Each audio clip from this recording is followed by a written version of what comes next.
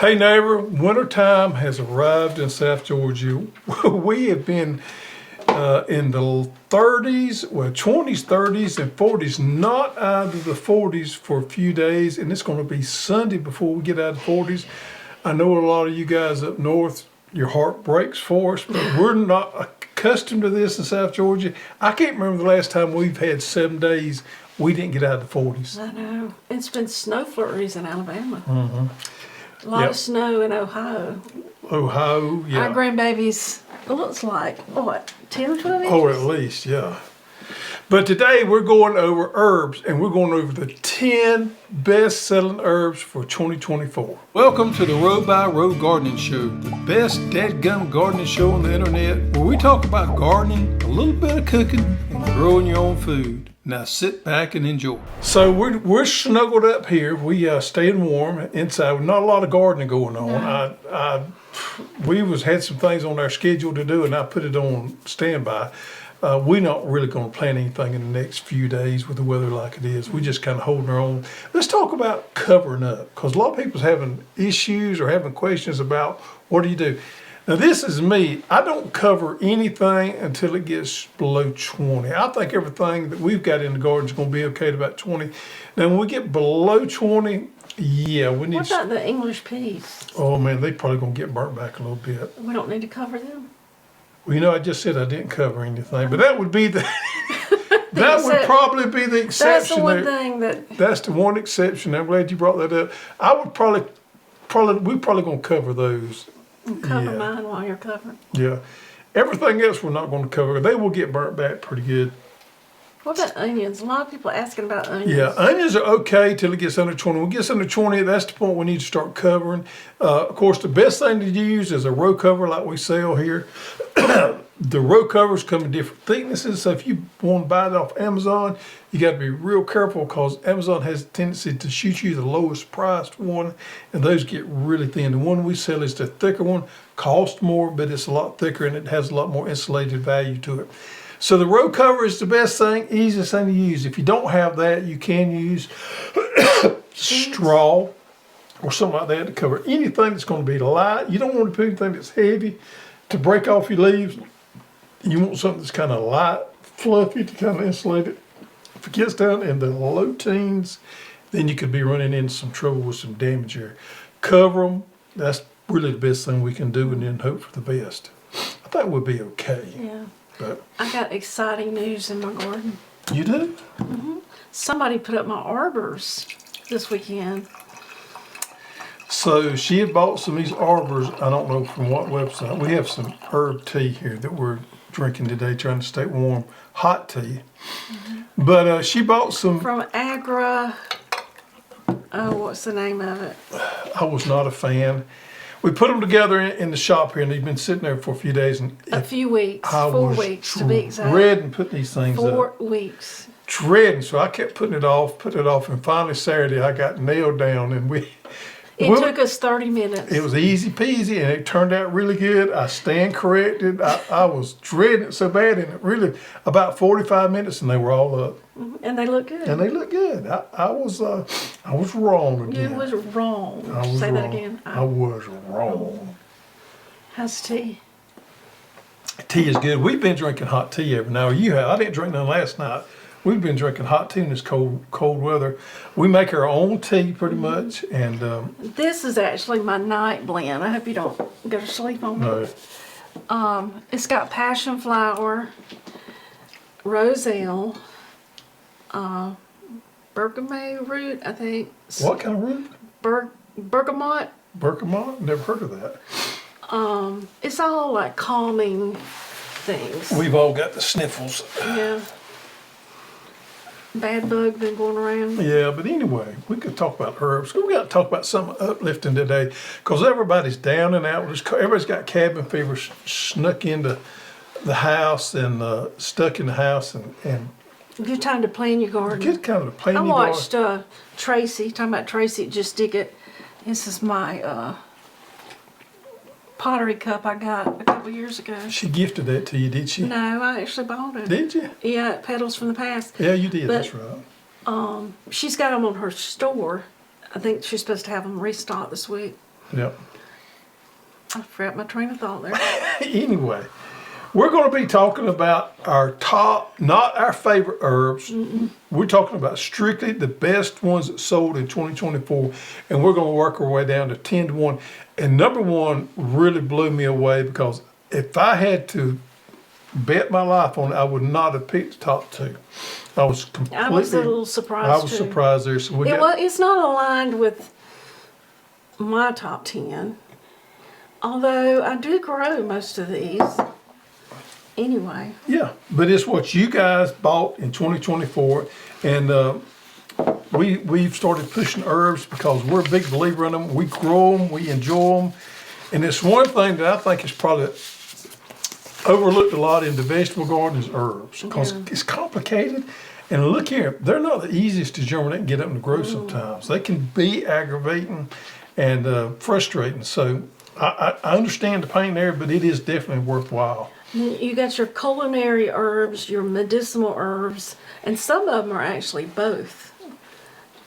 Before, we just grew mainly culinary, but now we're kind of focusing on the medicinal. Yeah, and a lot of these medicinal herbs are perennials, and they have what we call hard seeds in them, and they are aggravating to get up and get to growing because you just press them into the soil. You really can't cover them, and you just have they take forever. And I'm going to talk about some health benefits of these, but as with anything, check with your doctor before you use them for these specific uses. Okay, let's get into it. Okay, number 10. Number 10 on the list, the top 10, the 10th best-selling herb for 2024 was Italian oregano. Now this is a perennial. It's staple in a lot of Greek and Italian cuisines. This oregano variety is milder, slightly sweeter than the Greek oregano. Works great for your marinara sauces and pizzas. You can use fresh or dried. The flavor is much more intense when it's dry. Oh, yes, a lot more, yep. It also produces beautiful clusters of flowers that the pollinators love. Most all of these the pollinators love. You do want to pinch those blooms off so it doesn't bulge and it keeps producing. Now, this is classified as a perennial, but we grow it as an annual. But you could grow it as a perennial if you brought it in during the wintertime and kept it from freezing. So it can be grown as a perennial or as an annual. Just about all these that we're going to be talking about today, with the exception of maybe one or two, we always grow as an annual. As far as medicinal properties, oregano, just in general, has great antibacterial, antimicrobial, rich in antioxidants and inflammatory. Now, that's another one of those, when you get ready to grow these seeds out, you just kind of tap it into the top of the soil and you really don't cover and you keep it moist. I would definitely keep it, especially this time of year, I would keep it on a heat mat. But if you cover these seeds up very well and don't keep them moist, they won't come up. Right. And it's really best to do this as a transplant. Yep. Not direct seed it. Okay, number 9. Let me find it here. Is garlic chives. Now I've got garlic chives that I've had growing probably 5 years. You want to taste that? Mm-hmm. Tell me what it tastes like. Garlicky. So it's supposed to have a mild onion flavor. It does. With some garlic undertones. Mm-hmm. I don't know why we don't use this more than we do. I know. I had actually forgot about it until I was doing this list. That would have been good in our salad we had last night. But now I did try to freeze dry this, and it doesn't do it. Freeze dry. Let me see back. Oh. So garlic chives, tender flat leaves with excellent onion garlic flavor. It will establish as a perennial and if allowed to flower. Say, I've had mine 4 or 5 years. You really fussed at me when I planted it. I did, because it takes up a little room. You really need a raised bed or a little garden spot that you're going to dedicate to these perennial type herbs right here. Otherwise, it's going to get in your way. But if you just know ahead of time that you're going to keep those chives there for a long period of time, it's okay. You talk about adding. Now those are fairly easy to grow. I germinated some. No, I'm talking about to come get up. going. Yeah, Yeah. I germinated or grew some of those in the greenhouse. They're not too bad. Now, medicinally, ugh, I can't say that. They're rich in vitamin A and vitamin K. If you're on blood thinner, be careful with them because it could interfere with your clotting. It says it helps reduce blood pressure. Interesting.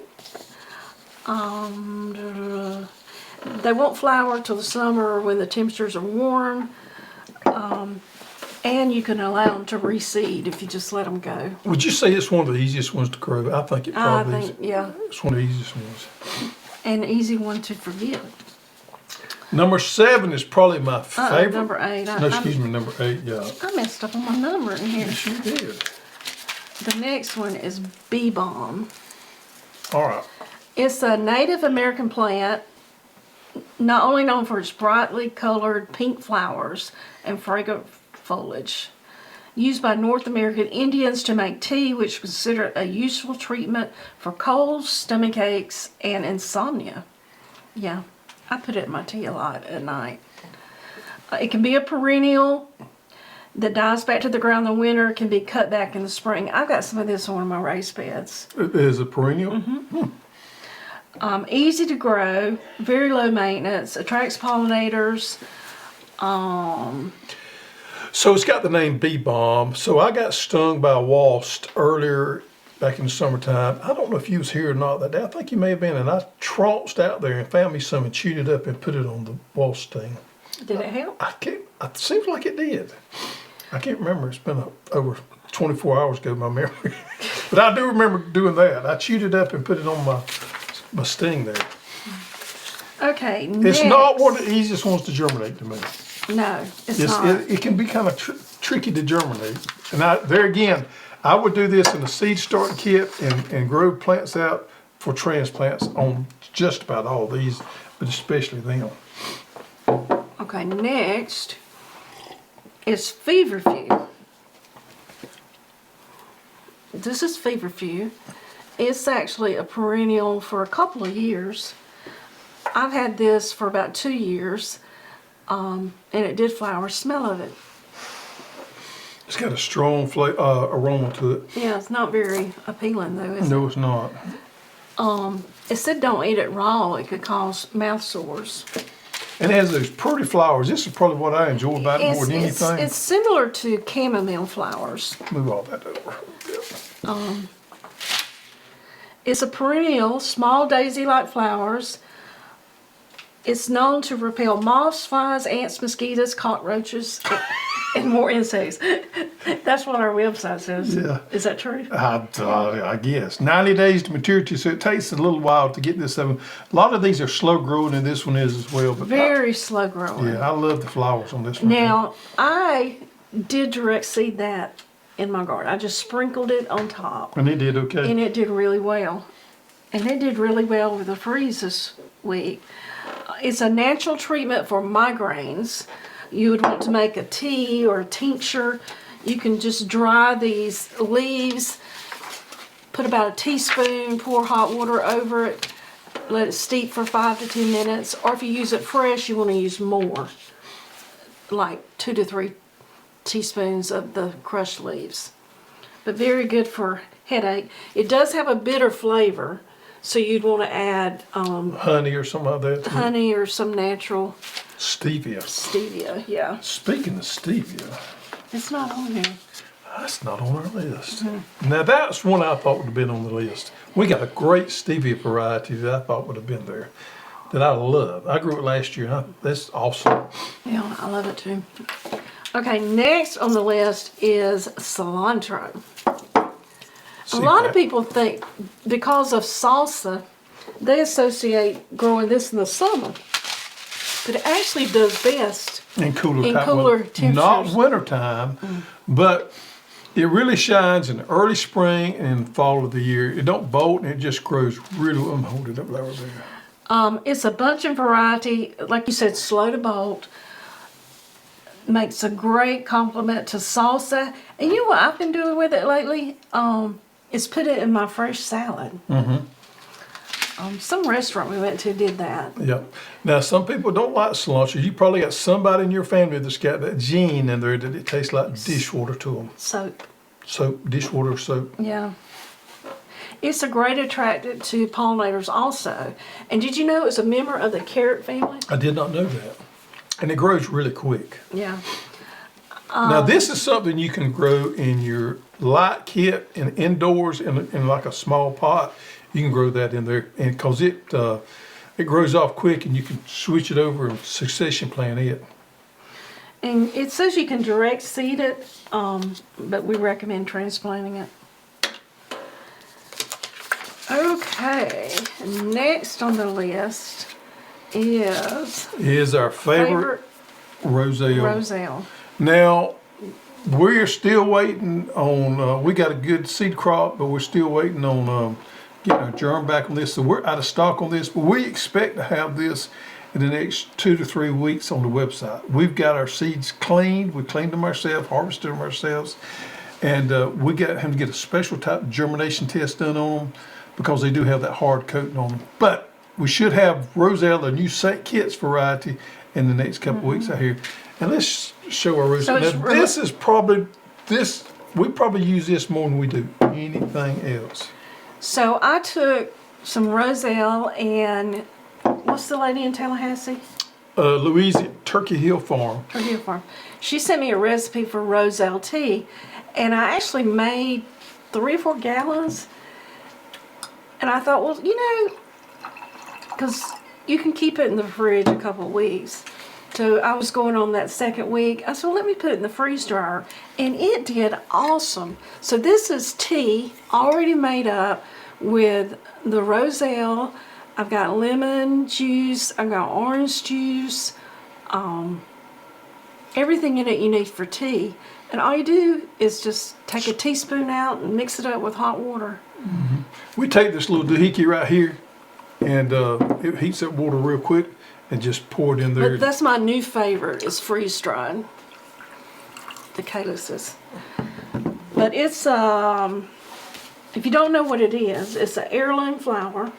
Yeah, it's grown, typically it's grown a lot in Jamaica, but the Caribbean, they grow it a lot down there. Down there they can grow it as a perennial. They grow it, yeah, it does not die back. Now for us, it does die back. And freezing temperatures will kill it. these different types, I've actually got, in St. Kitts variety that we got from Miss Louise at Turkey Hill, but there's several other varieties, and I'm working with the a agricultural department in the Caribbean right now on some of those stuff here.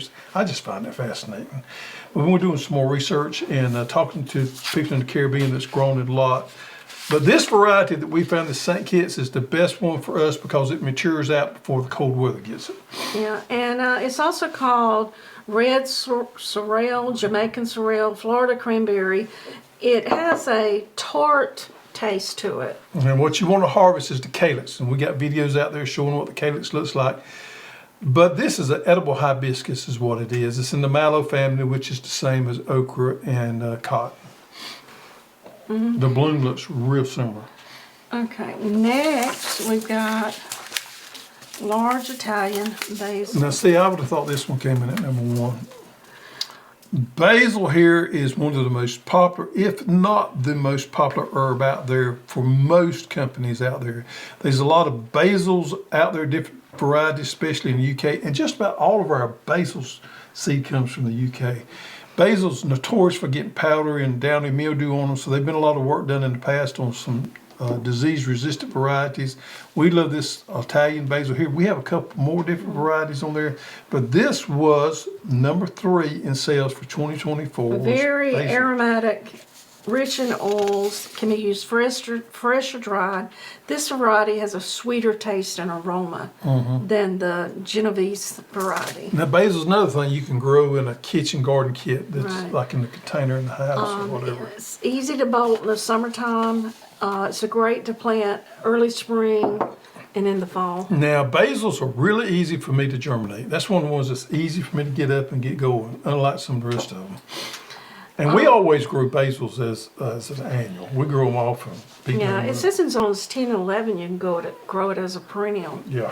I've got some blue basil we got from that girl. Oh, was it Lily?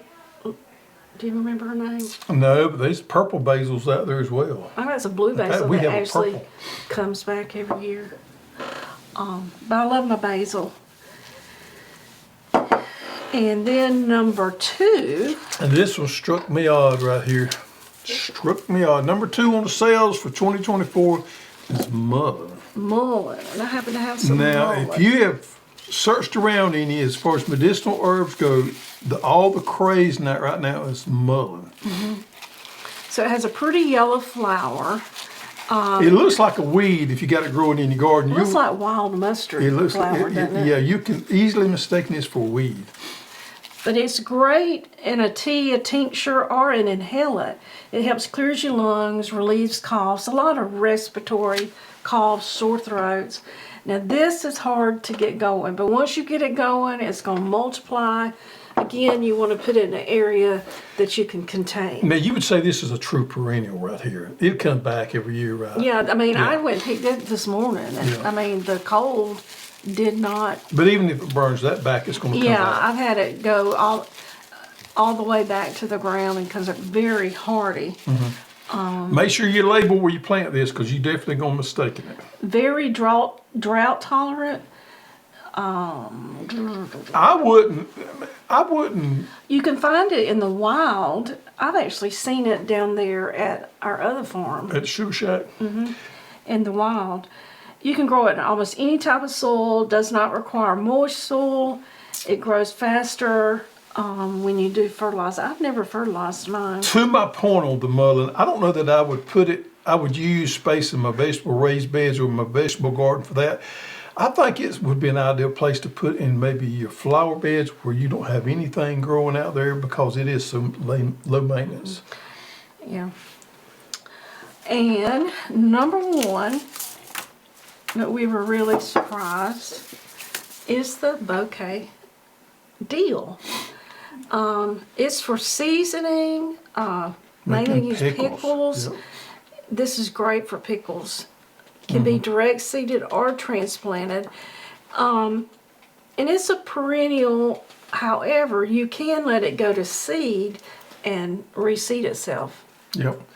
45 days to maturity. This thing is quick and it's easy to grow. I grew some of that back in the springtime, so deal's real easy. You know the reason I think probably a lot of people use it to go and make pickles. I think it's the reason it's probably the most popular. I would have never thought dill would have been number Our number one. one seller. I would have thought it would have been basil, if I had my guess. And I'm really upset that stevia's not on that list. I think stevia should be on there. We have a variety called candy, I believe, stevia, that is a top of the chain as stevia goes. Well, I didn't separate these like the top 10 culinary or medicinal. It was just the top 10 herbs. So if I had separated it, it might would have made it. Yeah, I guess so. But still, I would have thought stevia would have been there at the top. But herbs are great to grow. It's a good addition to your garden. And like I say, these you can grow in the dead of winter. Yeah, and for me, that has pretty much grown everything in my life, I find this intriguing because it's a different ball game. It's a different way you have to grow them and think about them. So it's definitely interesting, even if you're an old, crusty gardener that thinks you've done it all, some of these herbs could throw a wrench to you as far as what you thought you knew how to grow things. A little bit different and interesting. And we do have growing guides for most all these. Yep. On And the website. our friend over at Just Dig It Farms, Tracy, if you're interested in these medicinal herbs that we mentioned here today, she is the guru on that right there, Tracy. So check out Tracy's channel over at Just Dig It Farms, and she can, if you got any questions that we can't answer, she can definitely help you out. We got a medicinal herb collection, somewhere. and we got a deluxe Several different collections there. that she helped us procreate. Yep. So check her out. And Jean is on a lot of her videos with her, but Jean's. Actually, you're going to be on a. No, that was last night. Yeah. You were on a podcast last night. That's right. I was on a podcast last night with her and Jason and the Texas can Garden replay guy. it. Yeah. All right. Garden of the week. Garden of the week, folks. Garden Spotlight is Dennis. You want to try that last name? Nope, I'm good with that. Pouges. He got some bucket farming going on there and raised beds. Zone 7 in New Mexico. Wow. He grows green chili, tomatoes, cucumbers, lemon, cucumbers, yellow cherry tomatoes, corn, collards, jalapenos, watermelon, strawberries, cantaloupe. And I know you guys can't hardly see it, but you see the way he does his steel post with Hortonova netting in there? That's the same system we use right there. Works really good for those climbing things such as pole beans, cucumbers, and all that kind of stuff. That's the same system we use right there. All right. Old goat. Old goat, folks. The old goat is on the set somewhere. He's moved around a little bit. He's moved around. He's also missing a horn. He had an accident. He had an accident. The old goat winner for the last week's sighting is 01 Wolf. Yeah. And it was his #1 resolution for the new year. To win him a pair of socks. And 01 Wolf, you have won you a pair of socks. You got one resolution off the Yep, look list. at there. Look right there. Got you a pair of Get Dirty socks. Send us your shipping information to support@growhouse.com. Yep. What else we got going on? All right, potatoes. So we get our seed potatoes out of Minnesota, and I got a little story I need to tell about our seed potatoes there. Let me see. And every year we have a little bit of trouble getting them as early as we want to because it's so cold in Minnesota. They can't load the truck if it's way below freezing because the potatoes are freezing in the loading process. And we have trouble getting trucks. Trucks don't want to go over there that time of year. So, all that being said, our seed potato grower called us the other day and said he's having some issues. And we asked him what the issues was. He said, Greg, I want to call and tell y'all this because if I emailed you, you wouldn't believe what I'm fixing to tell you. The state of Minnesota changed their flag last year. They had something like an Indian on the flag, and evidently some people found it offensive. So they changed the flag, the Minnesota flag. So he got ready to send out potatoes this year, and it had the old Minnesota flag on the label of the potatoes. And the state of Minnesota will not let him ship those potatoes out with the old Minnesota flag on the label of the potatoes. So he had to order new labels with the new flag on there before he could send them out. So we're going to be back about a week from what we wanted to be because Minnesota Flag. Now I know this is hard to believe, and he told us, he said it's unbelievable, but that is the state we're in right now. So he is supposedly got it all together. I talked to him this morning, and maybe next week we can get our potatoes shipped to us. We're about a week behind this year. We hope to have our potatoes in by the end of next week or the following Monday so we can get them out to you. So if you have not bought your seed potatoes, go ahead and get your order in, and we'll be shipping them out just as soon as we get them in. But the cold weather, it's kind of thrown a little bit in there, but the biggest kink is the Minnesota flag being changed. What is this world coming to? Anyway, there we have it. All right, that kind of wraps it up, doesn't it? Hope you guys stay warm out there, cuddle up in a blanket, look at on the internet at all the seeds out there, figure out what you want, make you a list, plan that garden out. Think about some of these new things you want to grow. And if you ain't grown herbs before, I would highly recommend dip your toe into some of them. Start with some basil. Yeah, start with something simple and kind of go from there. And binge watch old Tracy over there at Just Eat Farms, and you'll get the bug for some of these medicinal herbs as well as we have done. So thank you very much. Soon it will be time, but not today, but soon it will be time for you to get outside and get dirty.